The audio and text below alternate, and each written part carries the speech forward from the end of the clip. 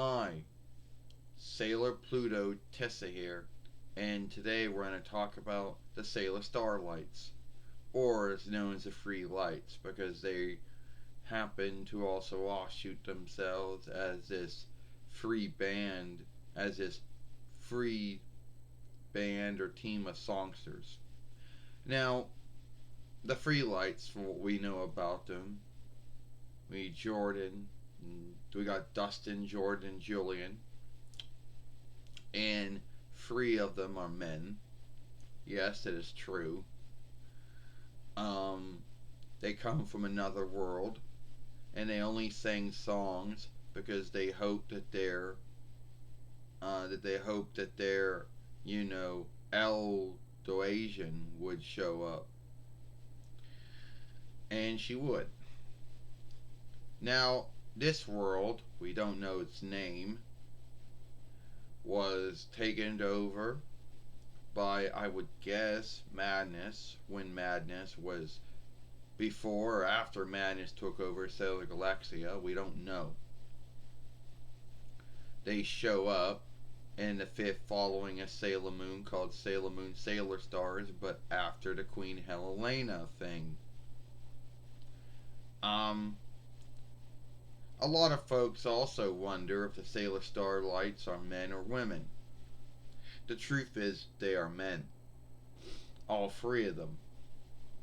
Yes, it is true that this oversight that some folks think that Neko Takenchi came up with.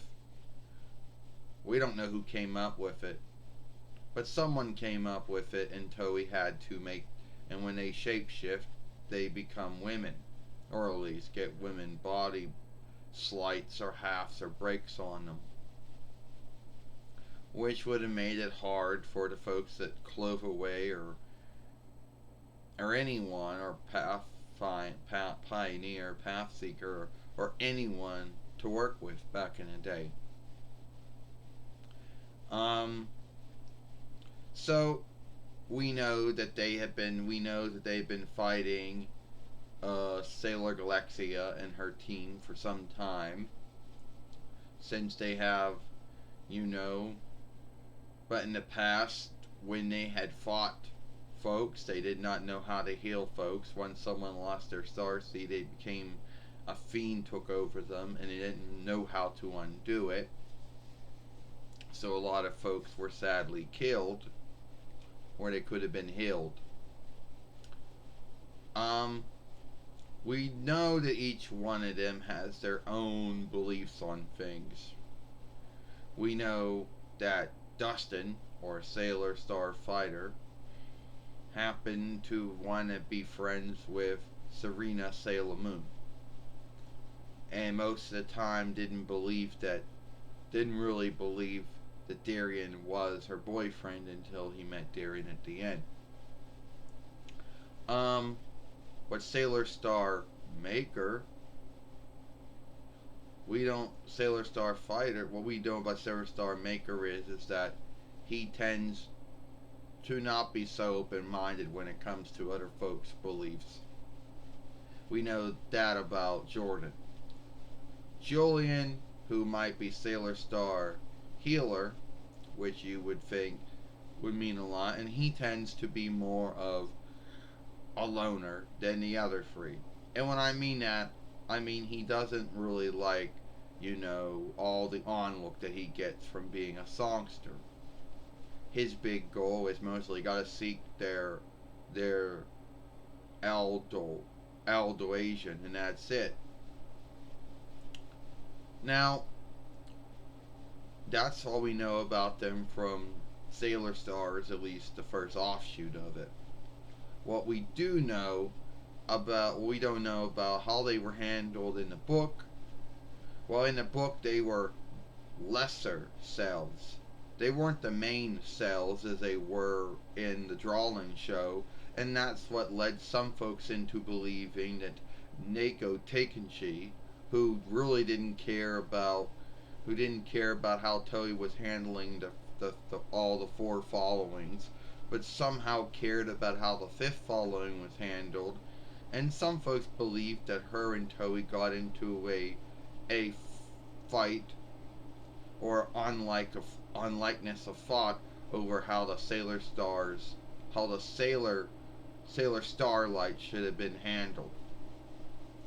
Yes, it is true in the books that they were not the main selves.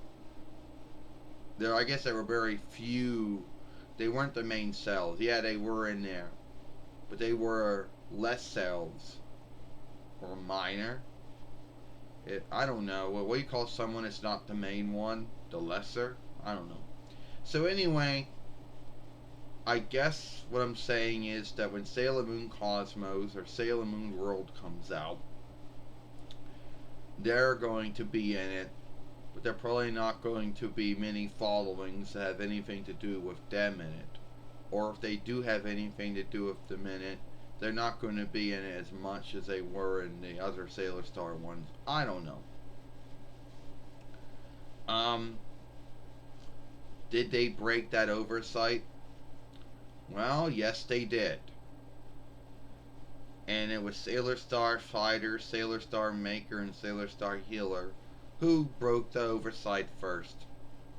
So it made it smooth for Sailor Earth and Sailor Sun and every other man Sailor Fighter out there or Sailor Keeper out there to do it.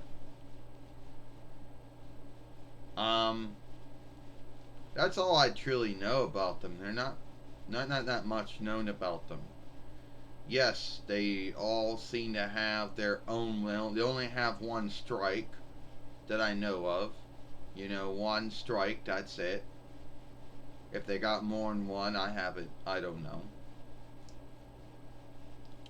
They're the only Sailor fighters to come from another world, making them outsiders.